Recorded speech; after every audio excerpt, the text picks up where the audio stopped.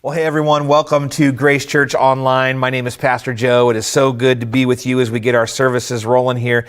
We're going to hang out in the virtual lobby for a little bit. If we were here in the building before church, we'd be saying hi to each other, rubbing shoulders, seeing how your week was going, and catching up a little bit. Be in the community of the church as we kind of navigate in and grab a cup of coffee, kind of see what's going on. Eventually, maybe if you got kids, getting them checked in, find your way in, grab a seat, and get ready to spend that time worshiping, engaging with God beforehand. And so we're going to kind of do that virtually, right? We're going to hang out a little bit, see what's been going on in our church, and get kind of dialed in as we head toward our services today. So again, great to be with you and would love to hear from you, right? We got our hosts that are ready and to go. They're live.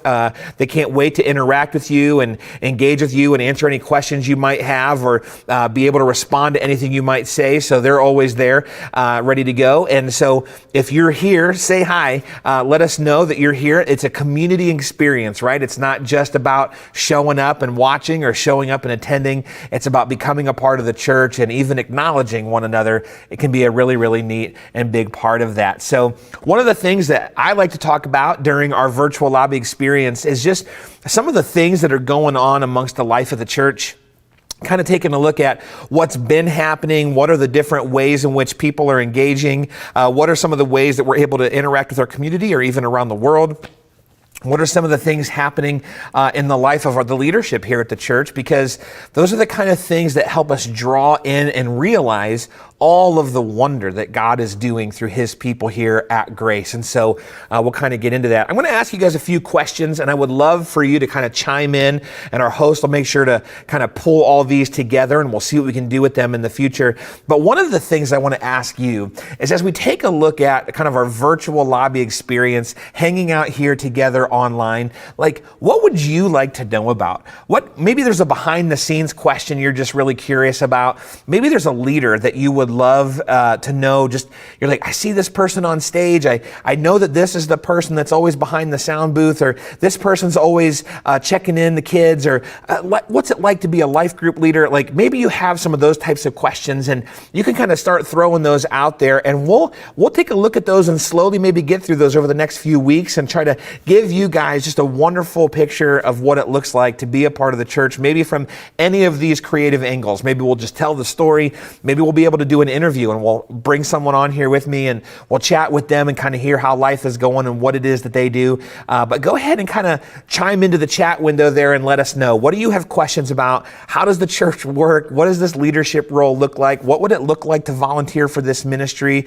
What does it really look like maybe to take a step and jump into a life group? Are they honestly expecting me to come out? All those different kinds of things. You can ask anything you want, but drop those into your chat window, and we would love to kind of, again, compile those and help you navigate that over the coming weeks.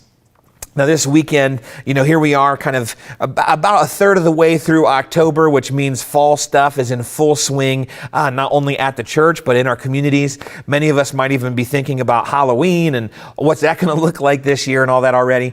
But this weekend, we have our Family Fall Fest. And so if you haven't kind of had that on your calendar, you're not sure whether or not you want to do that, of course, it's going to be fun and creative this year as we look at 2020.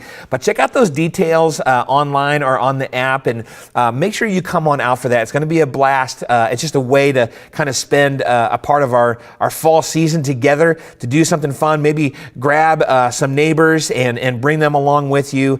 A fun way to just kind of engage and hang out. Maybe make an event out of it itself, not even just coming to church, but maybe you can grab some hot chocolate or something afterward together and build those relationships. And honestly, if you know what I mean by praying for your three, it's something that we talk about here at Grace Church a lot. We want to be praying for people in our lives that we would love to know and come to understand the hope that is in Jesus. If you're praying for your three on a regular basis, maybe invite one of them to come out with you, especially if they have kids, and maybe, again, make a little family event out of it and kind of just have a nice Sunday afternoon together. It'll be a lot of fun. Our life group is doing a fun activity here in a little bit. We all chipped in to have a kind of a collective meal together. We're going to do kind of a steam pot dinner date night. It's going to be a lot of fun. So everybody chipped in. We're going to get a bunch of seafood, get a couple of huge pots, drop it all in there. We've discovered a really good recipe for what you put in there to help steam through the food, and we're really looking forward to that. That's going to be what one of the things our life group is doing this fall. Just kind of a unique way to get together, and we're picking a day. We're praying for great weather. We'll be out on the patio. It's going to be a lot of fun. But I love those kind of events, right, where you can just really be together, enjoy some fun food on some level, and just chat and laugh and have a good time. Can't wait to do that.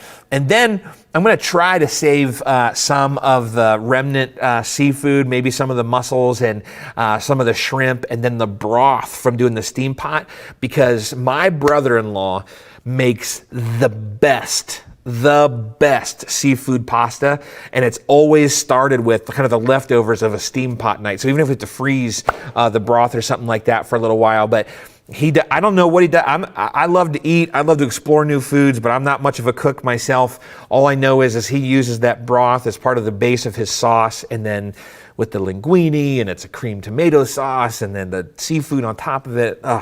Va bene. So good. So good. All right. Anyway, enough about food, at least for the next couple of seconds. It is, again, good to be with you guys here in our virtual lobby. Thanks for jumping on with us online. Pastor Joe here. You might be wondering why there are some balloons behind me. There's even some streamers here on the table. Our collective ministry this week just had a really cool event as they gathered the college students together, where they basically celebrated that it was everyone's birthday all at once. And so there's actually balloons all over the lobby still. There's streamers hanging everywhere. They had a really, really cool event. They got party hats and everything. They had a great time. And so it was just a really fun way to kind of celebrate that and acknowledge that. And these are the kind of things that not only do we like to do kind of officially as a church, but I hope they spark ideas for you as you're trying to connect with the people in your life as well. You might be like, oh, I'm not in college, or I missed it. I'm in college, but I didn't realize that's what was going on.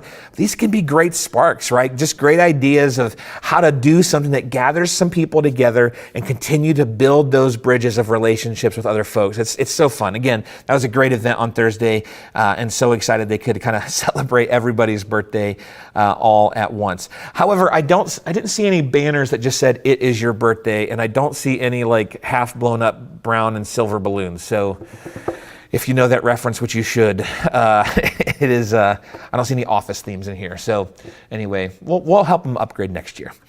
Super fun. Well, this last week, I got to be a part of a retreat, which was great. This retreat is once a year.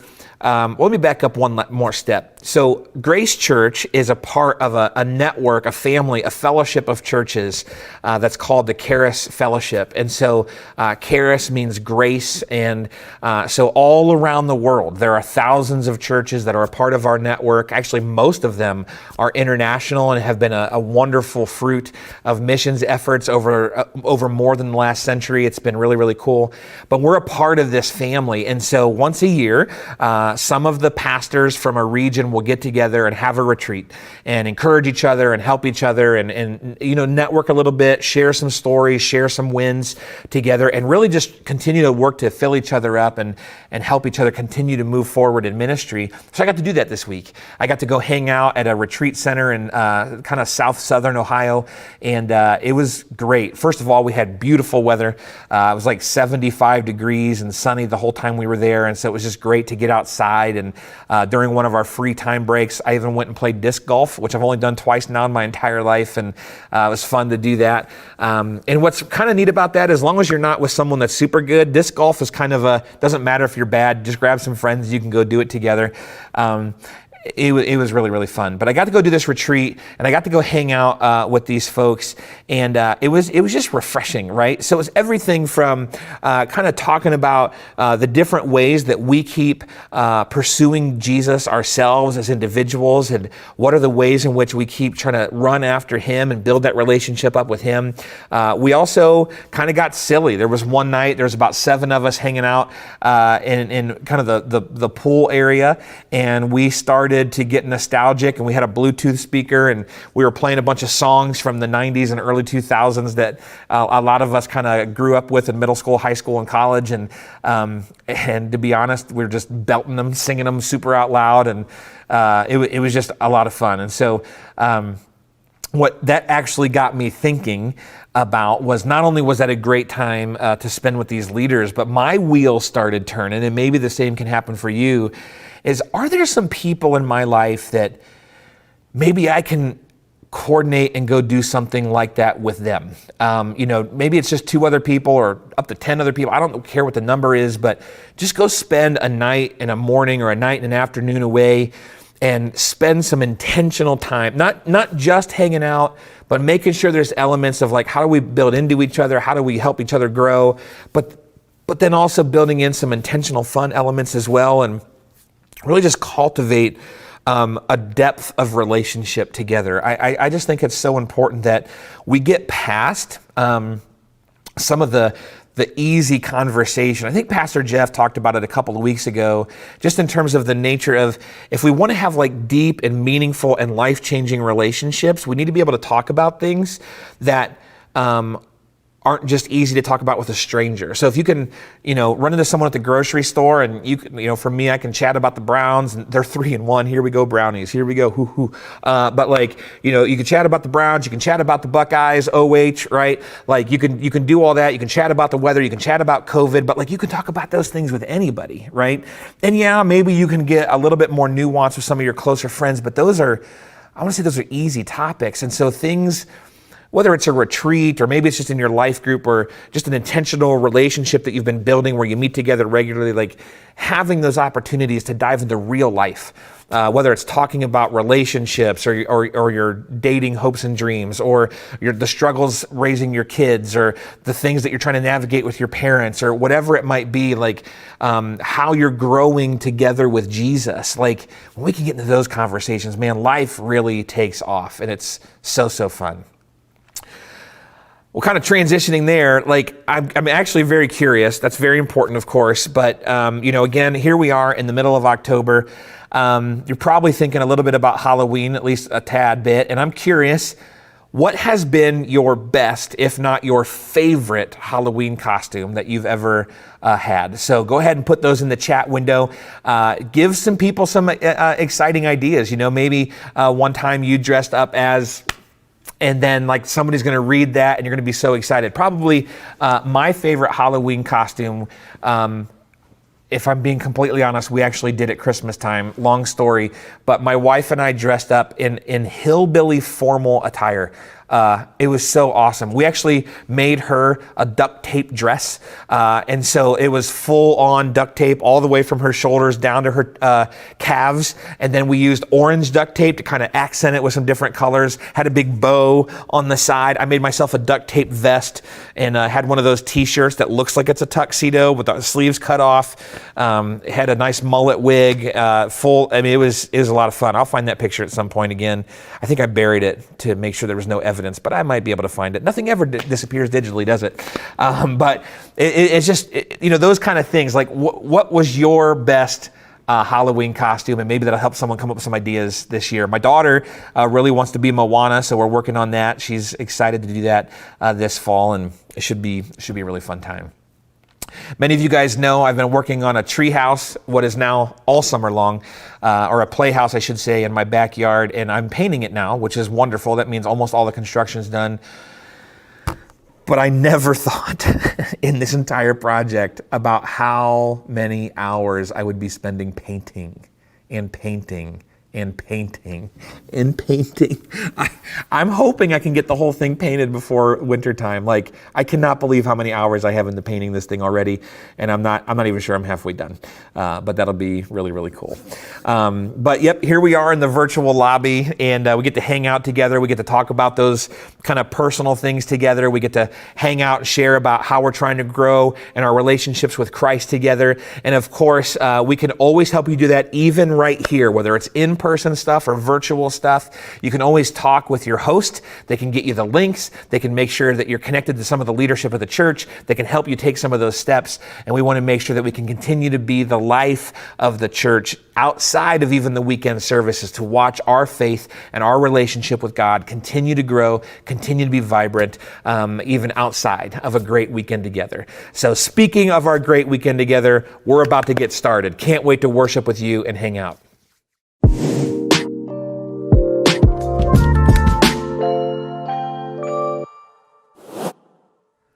Well, now that our service has officially started, welcome to Grace Church Online. My name is Joe, the pastor of Give It Away here at Grace Church, and excited to help get things kicked off for you. If you have been a part of Grace Church for a while, you know the drill, and it's exciting to get ready to kind of dive in and focus on what Christ has for you this morning as you continue to pursue Him and build that relationship with Him. But if you're our guest, I also want to make sure that you have some things at your fingertips that can be very helpful. One thing is our app. And so go ahead and download that or open it up and start to look through there. You'll see lots of ways to engage the life of the church. You'll see lots of resources on ways to know it, live it, and give it away. That's our motto here at Grace Church, that we want to engage the story of Christ in a full way. And so you'll see learning opportunities. You'll see opportunities to connect and build relationships with others. And of course, you'll also see opportunities to serve and make impacts amongst the people of our church and in our community and around the world. And so if any of those things seem interesting or helpful for you, by all means, click on them, sign up for them, and we will help you begin to take those steps together. We kicked off a discovery group last week, so make sure you check out those whenever they pop up. That's always your best next step. You'll also see a connection card, not only in our app, but also there on our website. So you can also send direct messages to us. But through those functionalities, we would love to hear from you. If you have anything you'd like prayer about, if there's questions, maybe you want to set up an in-person or virtual meeting with a leader and talk through some things or get some help, make sure you reach out to us. We'd love to get back to you this week and help you take whatever steps you need. And then, of course, there's a way to be a part of the giving family here at Grace as well. So you can navigate that by going to our app, of course. You can also text this number here on the screen. You can find that through our website. But being a part of the giving family here at Grace is something that we can do to model the generosity of Christ, to model the heart of God as He gives, as He provides. Then we then get to continue to help the ministries of the church move forward, to serve and impact the families here that are a part of Grace Church, but also impact our communities, as well as, of course, around the world too. And so if you'd like to be a part of that, go ahead and jump on in. If you're our guest, you don't have to worry about that right away. We'd love for you to know us and trust us first, but it's a great way to be a part of what Grace Church is doing. Pastor Todd is going to wrap up our series today, Regardless of Circumstances, by helping us understand what it looks like to have joy regardless of circumstances. It's going to be fun. Can't wait to hear from him. And of course, we're going to have just a wonderful morning diving into some music, some opportunity to worship and focus in on Christ. It's going to be a great morning. Thanks for being with us. We'll be right back here to wrap up afterward. Hey everyone, I am so excited to let you know about Game Day. If you're unfamiliar with what Game Day is, it is a basketball and cheerleading league for boys and girls ages 5 through 6th grade. And probably one of the things that I love most about Game Day is it is very much a community league. We have over 120 elementary schools that are represented in Game Day. About half of all of our child athletes don't have Grace Church as their home. Many of them don't even have a church home at all. And so this is actually the very first time that many of these kids and families are introduced to the love of God and the story of Jesus. And so the need for programs like Game Day has never been greater. And so we are excited to once again be offering Game Day to our community. Now, as you can imagine, there are several changes that we are going to be implementing this year. I just want to let you know about one of them, and that is that Game Day is going to 2 seasons. And so the first season is for kindergarten through 2nd grade, and that will be over the months of December and January. And then our second season is for 3rd through 6th graders, and that will be the months of February and March. Both of those seasons will have at least 2 different age divisions, and that will allow us to space people out and space things out and run a safe and clean and a distanced environment for game day. Registration for game day is just around the corner. October 16th, we will have our early bird registration, and we'd highly encourage you to sign up right away. Space is limited, and we want you to invite a friend. So if you have a friend at school or maybe a family in your neighborhood that you know that could benefit from the program of game day, please invite them out. And we also want to let you know that we are in need of volunteers. It takes about 250 volunteers to operate the program of game day. And so if you could consider coaching or maybe refereeing or any other volunteer position, we'd love for you to do that. So if you have any questions, or if you want to sign up for game day, or if you'd like to volunteer, go out to gameday.org. Thanks, guys.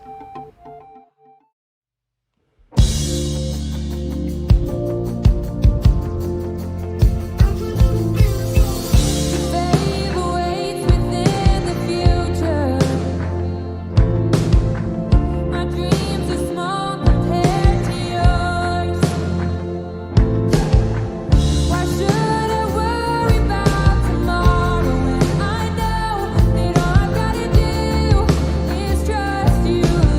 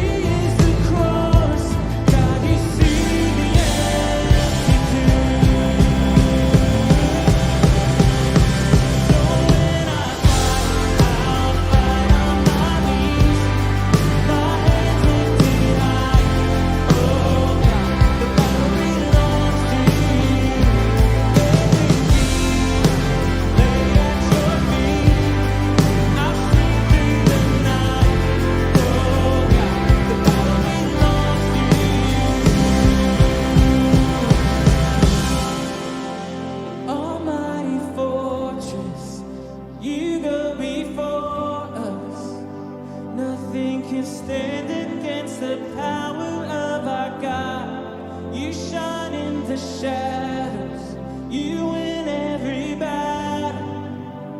Nothing can stand against the power of our God. Almighty fortress, you go before us.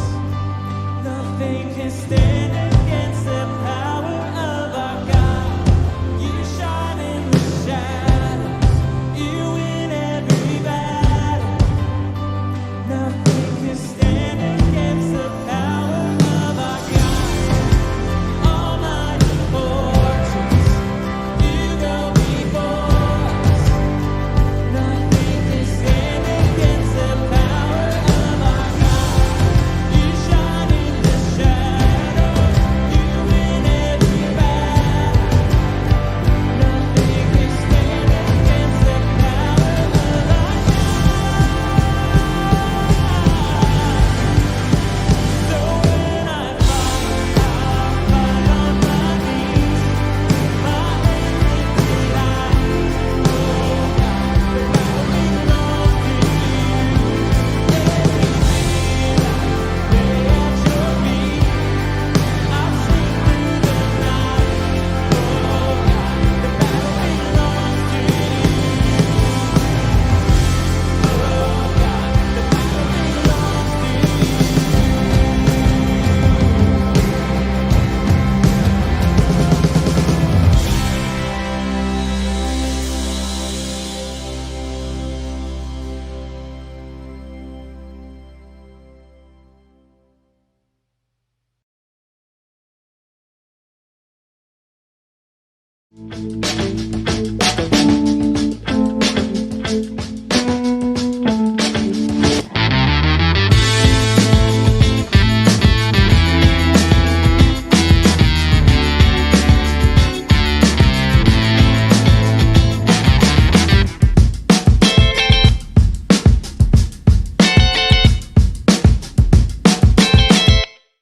Well, welcome to Grace, everyone. It's good to be with you. Thanks for inviting me in to be a part of your day as we've been in a conversation that we've been having called Regardless of Circumstance.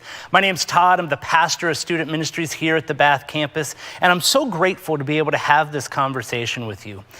Throughout this series, what we've been doing is we've been kind of taking a look at how we can provide some guidance and direction in the midst of a time where we're not getting it from the world.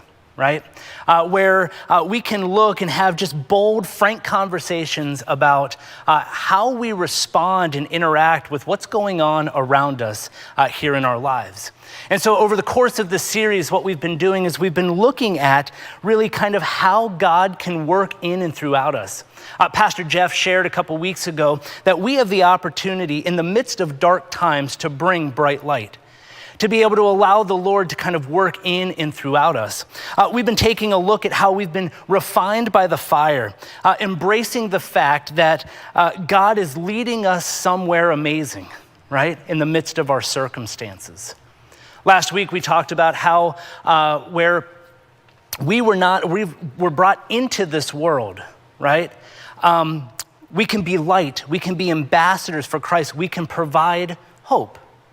And so I think it's important, if you are just tuning into this conversation, encourage you to kind of go back, catch up on the series. If this is your first week of this series, go back, and I encourage you to bookmark it, because I think this is a great conversation to kind of refer back to, use it as a resource.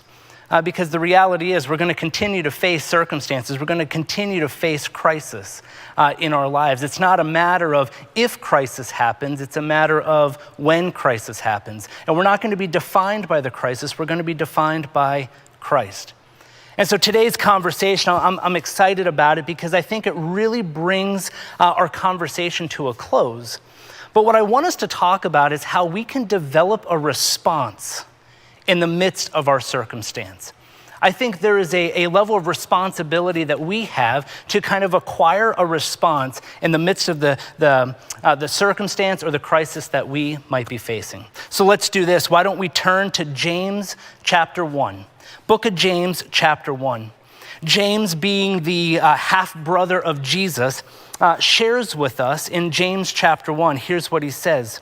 To the 12 tribes scattered among the nations, he says, greetings. Consider it pure joy, my brothers and sisters, whenever you face trials of many kinds, because you know that the testing of your faith produces perseverance. Let perseverance finish its work so that you may be mature and complete, not lacking anything. If any of you lack wisdom, you should ask God, who gives generously to all without finding fault, and it will be given to you. But when you ask, you must believe and not doubt, because the one who doubts is like a wave of the sea, blown and tossed by the wind. So as we take a look at James chapter 1, he says, consider it pure joy. Consider pure joy whenever you face trials. Now let's think about that for a second. Consider it pure joy. In the midst of what life throws our way, in the midst of crisis, how is it that we can consider joy? I think we have to start by understanding what it means to consider, but also what joy is. As you think about to consider something, you're thinking about it, right? But it's not just a thought process. I think also we're drawing near to something. So when you consider joy, we're thinking of joy, but we're also, right, drawing near to it. As we think about joy, I think it's very important that we define joy, because I think for a lot of us, we'll build a variety of different definitions of the word, because I think it shows up differently in each one of our lives. And so as we think about joy, there's 3 different types of joy that I think exist. The first one is this. I think there's an emotional joy, all right? An emotional joy. And it's solely based on how we feel. So you think about this, you feel a sense of relief when you experience or you overcome a stress, right? Or stressor in your life. You experience the sense of relief. You would say that you're experiencing happiness, right? Well, this happiness, it's an emotion. It's gonna come and go. And so we have this emotional joy that we would experience. The second type of joy is what we call circumstantial. And a circumstantial joy is one that happens around us, right? So here's an example. Maybe it's yourself or someone who's dear to you. There's maybe a turn in your health. Maybe you lose a job, or there's conflict with a roommate or a friend. In these moments, circumstantial joy comes when we say to ourselves, if I can only get through this circumstance, then I would be able to experience joy. Well, now here's the thing with emotional and circumstantial joy. If we run after these 2 things, we can say that we're pursuing what we would call happiness, right? Well, this happiness is like a roller coaster in life, because what happens is it's gonna come and go. It's an emotion. But I think there is a third type of joy that has nothing to do with emotions and has nothing to do with circumstances. And what it is, it's a spiritual joy. It's a joy that is not based on temporal things, right? It doesn't come from the things of the world. In fact, right, it's a joy that is only found in Christ alone. It's a reality that really surpasses all understanding. When we lock into who Christ is, what it does, it even provides a peace that abides in our heart no matter what. And it allows us to think to ourselves that it's like when Jesus is at the very center of what's going on in our circumstances, we know in a sense all is well. He's in the midst of the outcome. And so as I think about joy and as I see it showing up as emotional, circumstantial, spiritual, right? Spiritual being different than the other 2. I develop kind of this like working definition of joy. I think joy is having an assurance that God is leading us somewhere in the midst of our circumstances and choosing to praise Him in every situation. Contentment, confidence, hope, they actually become a product, right? They become evident when we know that God is in control. And so as we think about joy, I think it's important for us to consider joy in the midst of our circumstances. How? How is that possible, right?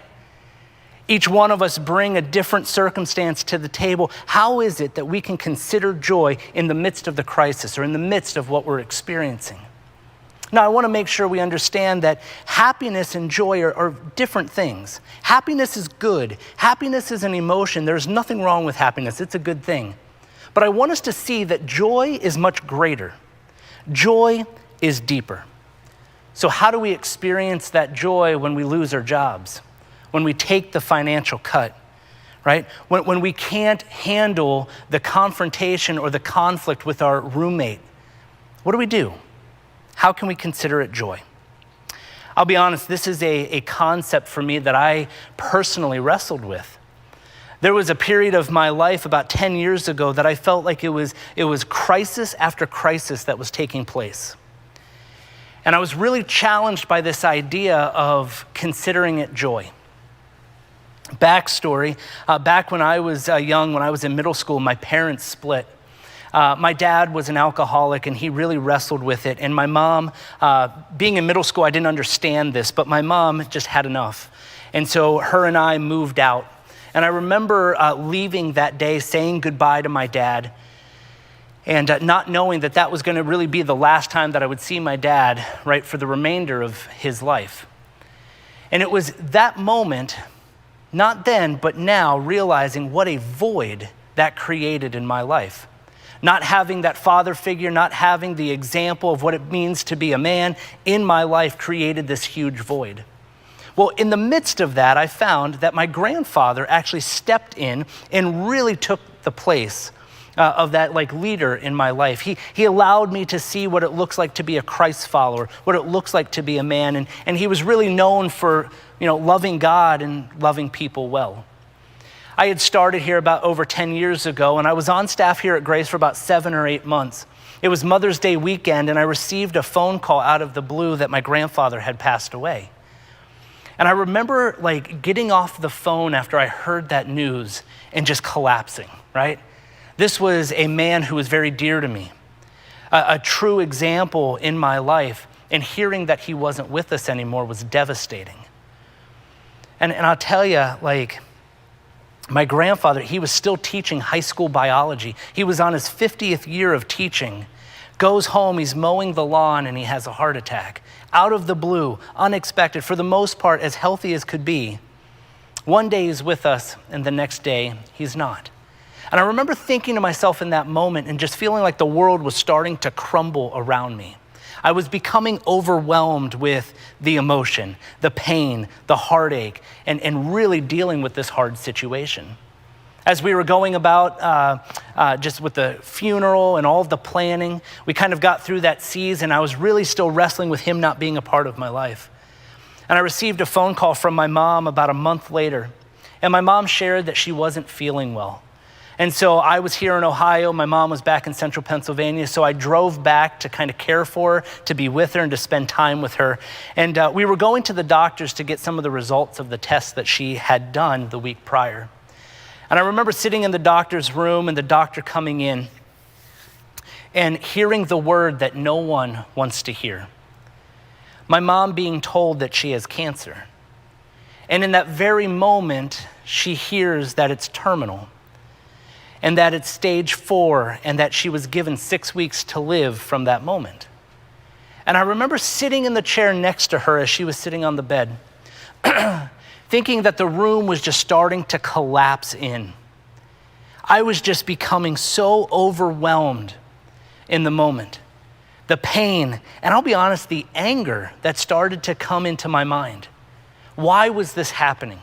In the midst of this circumstance, in the midst of this trial, how am I supposed to consider it joy when we're in the midst of all of this? I'll be honest, wrestling with that idea of joy was hard for me, right? But I want to clarify something, right? Emotions are good, right? Emotions are normal. It's a part of who we are. And so experiencing pain, going through the grief process, that's all fine. It's all good. But what I want us to see is that there's something greater that can be obtained. How can we consider it joy? What does it mean to consider joy even in the midst of the worst moments? the most challenging things that we face, when our life flips upside down, when the weight of life begins to push us down a little bit in the midst of those circumstances, how do we consider it joy? What James is saying in James chapter 1, he's saying, listen, consider it joy. Why? Because the testing of your faith produces perseverance. Right? The idea of like pushing through, the testing of your relationship with the Lord at times makes it stronger. It allows you to see that you have the strength to push through these circumstances when we rely on Christ. And so James is saying, listen, consider it a joy because the Lord is actually very much at work in the midst of this circumstance and in the midst of your situation. As I think about this and as I was studying, I can't help but think of Paul, an example through the New Testament. Paul is a guy who we can credit the majority of the New Testament for, the writings that he provides us. But Paul, I think, is a great example of one who actually demonstrated what it means to consider it a joy. So if you know anything about Paul, we know that personally he experienced an incredible life change. He was a man who was persecuting followers of Christ for following Jesus, right? He was the one who was bringing persecution amongst them. He experienced life change. He experienced a change of heart and started to pursue Jesus for himself. Well, Paul became someone who ended up experiencing the very persecution that he was doing to other believers, he was experiencing for himself. And so one of my favorite books in the Bible is the book of Philippians. And Paul writes this letter to the church in Philippi to encourage the believers of the church there, to really kind of bring encouragement and life into them. Because here in this moment, if you look at chapter 1, Paul kind of talks about what he's experiencing. And he's writing this letter from prison. He actually says in verse 14 that he is in chains for Christ. And he's saying that to provide courage to the believers to continue to pursue Jesus, to continue to run after him, be strong in that. As we look through chapter 1 there of the book of Philippians, we see kind of a theme that's beginning to take place. He says that he rejoices, right? Knowing where he's at and what's happening. He rejoices knowing that God is at work in and through him. Chapter 1, verse 21, Paul even says that to live is Christ and to die is gain. Because Paul's mind in this moment is locked in on who Christ is, and he's focusing on what is to come. And so throughout the book of Philippians, we kind of get the groundwork laid there in chapter 1, but we see a common theme throughout the entire chapter. We actually see that there is a theme of joy. And I think it's a great example for us to kind of grasp and get our minds around a little bit. But what I love is the instructions that Paul gives to the Philippians. And it's something that I think really applies to us today. Take a look at Philippians chapter 4, verse 4. Here's what it says. He says, "Rejoice in the Lord always. I will say it again, rejoice. Let your gentleness be evident to all. The Lord is near. Do not be anxious about anything, but in every situation, by prayer and petition, with thanksgiving, present your requests to God. And the peace of God, which transcends all understanding, will guard your hearts and your minds in Christ Jesus." Rejoice. Rejoice in the Lord always. And when we do that, we see that the peace of God is something that will transcend all understanding, right? Will guard our hearts and our minds. And so I think what Paul is doing here is he's providing this incredible example of joy. And as we see this, right, I think it's safe to say that when a desperate circumstance occurs, when crisis hits, choosing to consider all things that are joy leads us to life change. It leads us to a different perspective, a different mindset. And as Paul is kind of laying out this example for us, he's allowing us to see that I'm not going to let the circumstances control me. I want the work of the Lord to continue to come through my life. I want to be used by him. So I'm not going to allow the fact that I've experienced persecution to slow me down. I'm going to consider it joy in the situation that I'm in so that I can continue to be used by him.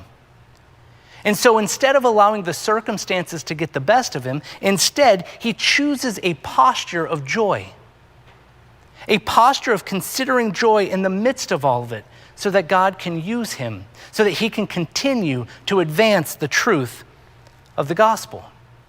And so as we think about this in our lives, right? As we think about when the disruptions happen, when the crisis hits, you think about times where we lose our job, right? Or the time where we take the financial hit, or the consequences from a fallen out relationship or a breakup, right? These things tend to really weigh us down. The weight of the situations can get the best of us. But when we choose joy, what it does is it tips the scale. It allows us to experience and view the situations that we're in differently. But we need to know that this joy, there's a source that it comes from. And that source is Christ and Christ alone. Take a look at Hebrews chapter 12 here. Verses 2 and 3, he says, fixing our eyes on Jesus, the pioneer and the perfecter of our faith. For the joy set before him, he endured the cross, scorning its shame. He sat down at the right hand of the throne of God. Consider him who endured such opposition from sinner, so that you will not grow weary and lose heart. Jesus nurtured a kind of joy that is obtained when we consider the one who endured such opposition. When we think about what Jesus did on the cross, he's saying for the joy set before him, he endured the cross. He is the true source of our ability to experience joy in our lives. When we think about what he did for us, he knew his purpose, and his purpose here on earth required his life. And that exact kind of giving of his life is what provides us the opportunity to really consider and experience what it means to find joy. He tipped the scale for us. And as we consider, yes, we are to think about joy, but we are also to think about how joy shows up in the midst of the circumstance and how we can draw near to it in those moments. Guys, as I was thinking about this and preparing, I felt like it was important to kind of illustrate this a little bit. And so we were talking about how does it look for us in our lives to, find joy in the midst of the circumstance rather than letting the weight get the best of us. I can't help but think of popping a bag of popcorn, right? So bear with me here. Think about this for a second, all right? How many of you have ever popped a bag of popcorn at home? Let's be honest, it's essential for a home movie. Who knows, you might actually be eating popcorn right now while you are watching this service, and well done, that is awesome.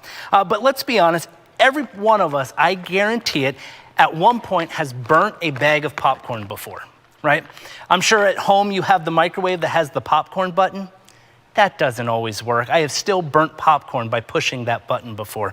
In fact, I remember in college, about once a month, about 2 to 3 a.m., the fire alarm goes off because someone decided to pop a bag of popcorn, and now we're standing outside in 20-degree weather until the fire department gives us the okay to go back in. So we understand what it means to burn popcorn, but let's think about this a second, all right? Because I think there's two types of people when we burn a bag of popcorn, how we react, all right? For some of us, the microwave goes off, the popcorn is burnt, we don't even attempt to open the bag, right? We take the bag and we throw it right in the trash. We don't even give it a chance. For some of us, though, we'll open the bag and we'll pour it into the bowl because we know that even in a burnt bag of popcorn, there are still good pieces. Not every piece is burnt. And I think this gives us a good perspective. It gives us a good illustration as we think about joy in the midst of our circumstances, right? I don't think it's worth just throwing out the bag. I think it's important to open it up, to be able to experience the goodness that still exists. Because what happens is when we focus on the burnt pieces, it prevents us from being able to experience the goodness of the bag. We're not capable of getting in here and seeing that some of it is actually good. And I think the same thing goes for our circumstances in life, right? When the circumstances get the best of us and we focus on what's happening in the situation, we lose sight that there is still goodness that God is wanting to do in and throughout us in that moment. But think about the flip side of this, right?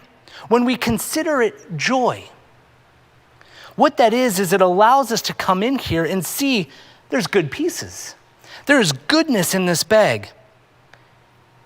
And when we focus our minds and consider it joy, we get a change of kind of our minds here, and the Lord allows us to see that there are still good that can happen in the midst of our trials, in the midst of our crisis. God is still very much at work. Now, I think it's important, though, to not get confused that emotions are still okay, right? Because we'd be foolish to say in every circumstance it's joyful. I can firsthand tell you that's not true. But it's not an emotion, right? It's a mindset of considering what God is doing in the midst of the very middle of our situation. And I think for some of us, we will even go so far to say that joy becomes a mask. Joy will be the very thing that we will cover how we're really doing, how we're really feeling, and we'll just give the impression that all is well, right? All life is just hunky-dory, it's all good. But really, underneath, we're crumbling. It would be like picking out the burnt piece and smothering it in butter and salt just to be able to eat it. But it's still a very burnt piece of popcorn. And so we want to be careful to not allow joy to just be this mask as well. As we consider joy, and as I think about what I experienced even as I was caring for my mom to the very end of her life, she actually provided me an example of what it means to consider this joy. She gave me a living example of Jesus while she was here. Because here I am, as the diagnosis was given, as we're told that she has just a little bit of time left. It's amazing how quickly I was thinking about how it was affecting me. And that very moment, my mom, she cried. To think about if we were in her shoes, I would definitely do the same. But her mind shifted. She started to develop a different perspective. In the time that she had left here on earth, she drew close to Christ. She drew near to him. She considered the joy in the midst of her circumstance. And she made the most of her time. What happened is she actually considered Christ himself in the midst of her cancer. She turned to him and allowed others to see that, yes, this is where I'm at, this is what I'm experiencing in life, but listen, there's something greater. There is something later in this life that I get to look forward to, and that's eternity with him. So the prognosis was 6 weeks, but God blessed us with 16 months together. And in those 16 months of caring for my mom, this is what I saw. I saw Christ literally not only consume her, but literally come out of how she interacted with the nurses, with the doctors, with her friends. You saw a sense of peace. You saw the joy that was within her. You allowed her to see that Christ was very much at work in and through her. She got to experience the goodness of Jesus Christ. She didn't allow her circumstance to get the best of her. And for me, that set an example. It allowed me to see that, listen, I'm going to be broken. I'm experiencing the pain. I had to grieve. I saw counseling to try to get through this, right? But it was a season. But God was still very much at work in those moments. And she provided me this living example of how we can consider it joy in the midst of our circumstances. She developed a posture of joy. And I think that's important for us to grasp. Whether it's the good times or the bad, are we developing this posture of joy? Like James is encouraging us, consider it pure joy in the midst of our trials. So I encourage you today, what would it look like for you to begin shifting the thought process a little bit? To consider, to draw near to joy in these circumstances. I think joy is directly attached to our faith in Christ. And I think it's important, like what the passage in Hebrews said, that we need to lock into who he is, right? The pioneer and the perfecter of our faith. Lock into who Jesus is in our lives. Allow him to be the center of who we are. And through him, it allows us to experience this joy. So the truth of who Jesus is and what he's done for you, does that reside in your heart? I think that's where we need to start. And so I encourage you to be thinking about that. And the last thing that I leave you with that I want you to be thinking about this week is, do you believe that God is leading you somewhere? Do you believe that he is at work in your life? Even in the desperate times, do you believe that he's leading you somewhere? I encourage you this week, as the circumstances hit, as the trials come before us, remember that we are not identified by our crisis, we are identified by Christ. And so I encourage you to consider it joy that the Lord is at work in your life and he's leading you somewhere today. Jesus, thank you. Thank you for the truth that we can point our lives back to you. We can be rooted in the exact joy that you found before you endured the cross, that we can experience that in our lives as well. Jesus, I pray that we can consider it joy. Doesn't mean that life gets easier, but we can think about and draw near the joy in the midst of our trials because you're at work. That you have a plan and a purpose for each of us. And so allow us to experience that joy so that we can continue to move forward. To use maybe the stories that are provided to us by what we've experienced, to allow it to be an example to reach others for who you are. Lord, would you be with us? We pray this in your name. Amen.